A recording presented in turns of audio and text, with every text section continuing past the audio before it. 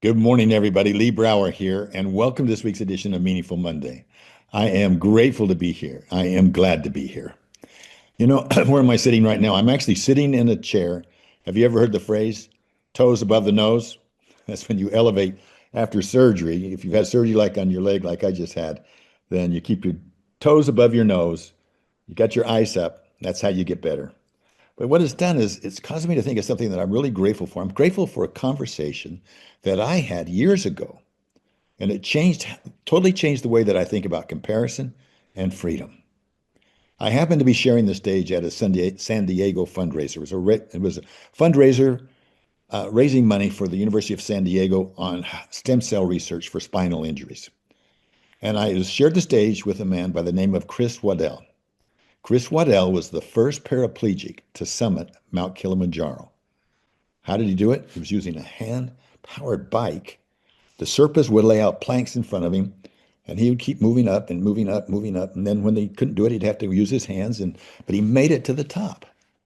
He's a decorated Paralympic medalist many times over.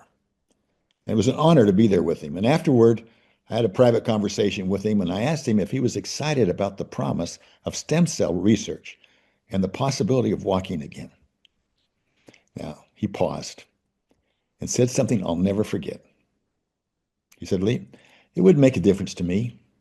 He says, I'm really comfortable in my body. I'm not missing anything. And then he looked at me and he said something like this. Lee, what if every man in the world were built like me?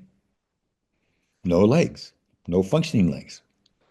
Would we all be complaining or would we be achieving? Hmm. And then he dropped a line that's echoed in me ever since. He said, that would be like sitting around complaining that we don't have wings. Think about it.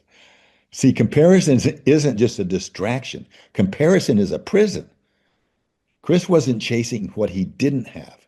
He was unleashing what he did have. And that's true freedom. Too often, I think we let comparison steal our joy. Wasn't it Theodore Roosevelt that said comparison is the thief of joy?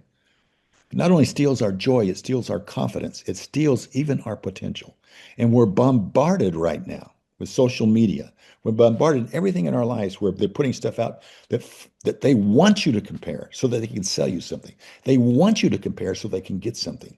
It's in our language, it's in our culture. It's like we're waiting for wings instead of climbing with what we have. So this week, let's move forward.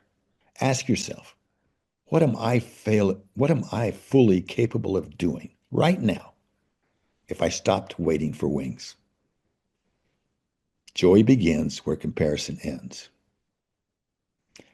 Viktor Frankl said, when we are no longer able to change the situation, we are challenged to change ourselves. So let's make this week meaningful.